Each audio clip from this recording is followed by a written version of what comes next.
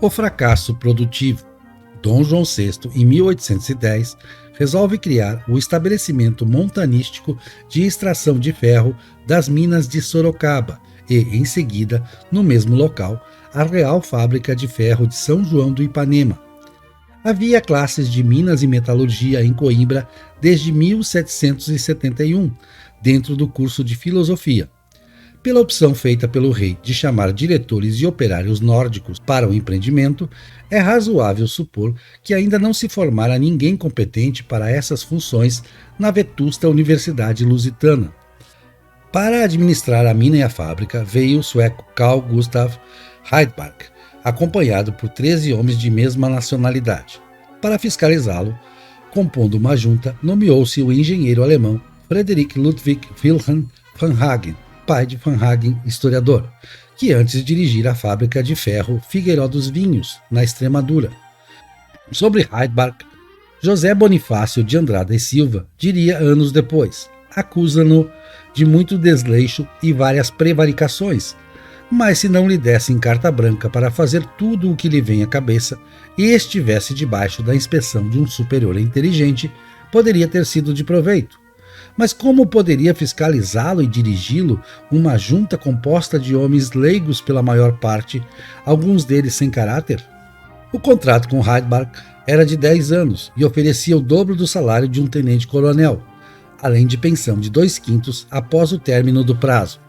Pouco mais que um charlatão, as turras com Van Hagen, o sueco foi embora na metade do tempo previsto, em 1815, sem conseguir fazer funcionar a fábrica. Na mesma época, outro alemão, Ludwig Wilhelm von Eschwege, foi encarregado da fábrica de ferro do Prata, em Congonhas do Campo. Em 1820, finalmente funciona o Alto Forno de Ipanema, proeza de outro sueco, Lars Hultgren. Van Hagen é o diretor, com direito a salário anual de R$1.912.000, mais que o dobro da remuneração do luso ocupante do posto de intendente-geral das minas e metais do reino. Todo reforço estrangeiro especializado não garantia competitividade. O melhor ferro sueco chegava ao Porto do Rio custando R$2.000 a arroba. Ipanema vendia um similar inferior por R$1.600, mas só de carvão vegetal gastava o equivalente a R$2.460. Dava prejuízo, porém não mais que a fábrica de Congonhas, em que o ferro de má qualidade tinha preço de custo orçado em R$6.450.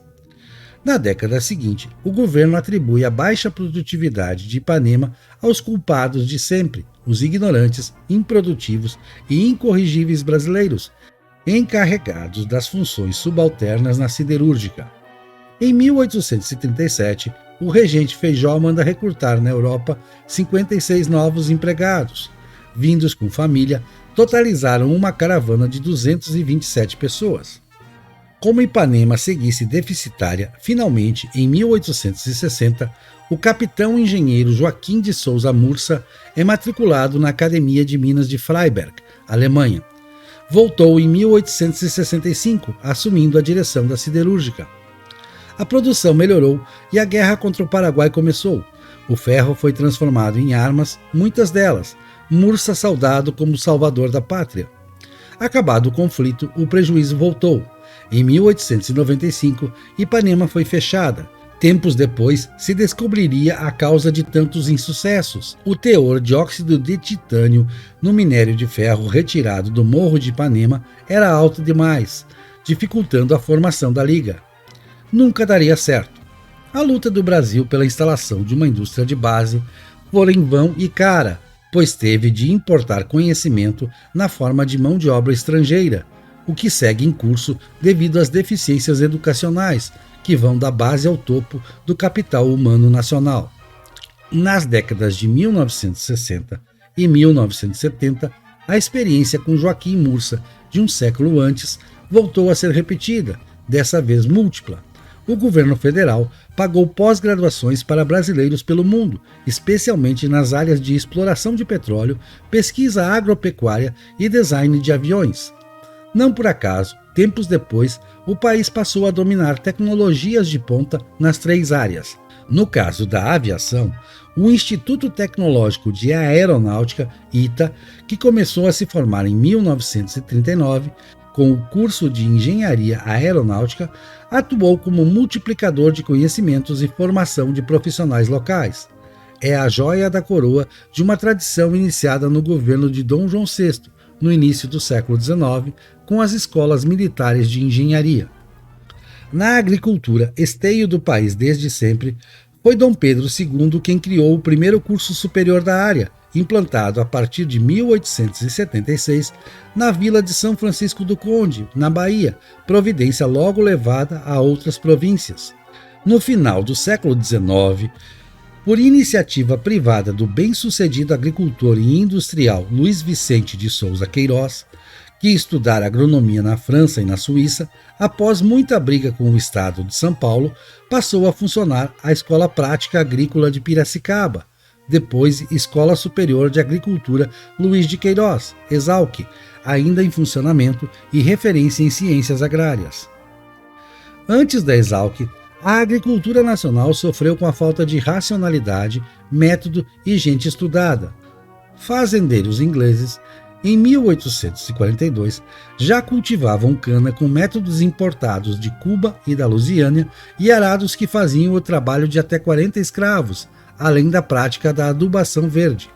Na Bahia e em Pernambuco, na década de 1870, o uso de arado era raro, a adubação inexistente e a produtividade dos banguês, tecnologia do século XV, em engenhos a vapor, declinava. O governo imperial resolveu financiar os modernos engenhos centrais, liberando crédito de até 60 mil contos de réis. Foram instalados 87 engenhos centrais, dos quais só restavam 12 em funcionamento em 1889. Diversos problemas afetaram a iniciativa. Um dos principais foi a falta de mão de obra especializada. Muitos dos que vieram do exterior para assumir a direção dos estabelecimentos eram charlatães. Em 1890, surgiram as usinas de açúcar, mas os banguês só viriam desaparecer depois de 1950. Pouco se fez ao longo da história nacional pelo ensino técnico e científico. O ensino superior, raquítico até os anos 1960, ainda é, quase todo voltado a humanidades, direito, filosofia, letras e medicina. O ensino médio, por muito tempo, ficou restrito aos cursos de letras e normais, voltados à formação, no mais das vezes precária e insuficiente, de professores. O ensino técnico ligado diretamente à indústria somente surgiria em 1942, por iniciativa de Roberto Simons e Evaldo Lodge, respectivamente presidentes da Federação das Indústrias do Estado de São Paulo, Fiesp, e da Confederação Nacional da Indústria, CNI. Estava criado o Serviço Nacional de Aprendizagem Industrial, SENAI, desde o início voltado à busca de novos conhecimentos no exterior, enviando técnicos para serem treinados fora. Até 2010, oferecera mais de 52 milhões de matrículas, com bons resultados. Não poderiam ser melhores em função da péssima formação de base dos treinandos, a maioria deles oriunda de escolas públicas. Assim se chegou à realidade atual, com baixa produtividade decorrente das históricas e sistemáticas falhas do ensino básico. No ensino superior, a trajetória não foi mais auspiciosa, como se verá a seguir. Desde 1810, o país importa o que não produz, ou produz pouco, gente instruída. Nota 1. No início do século XIX, os suecos tinham fama de espertalhões na Europa. Se Heidelberg apenas correspondeu à reputação pátria ou de fato era desonesto, é questão de difícil esclarecimento.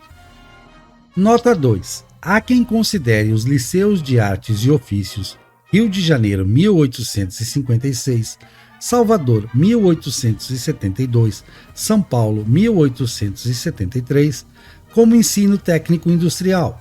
De fato, na construção civil, as aulas dadas nos liceus tiveram alguma importância, assim como houve serralheiros e carpinteiros formados no Liceu Paulista e aproveitados na indústria local. Porém, a ênfase nas artes e no artesanato marca a atuação dessas instituições. Não se trata de desmerecer o trabalho dos liceus, louvável sob todos os aspectos. Trata-se apenas de demonstrar que o impacto dos liceus na formação de operários e mestres de indústria não foi tão expressivo.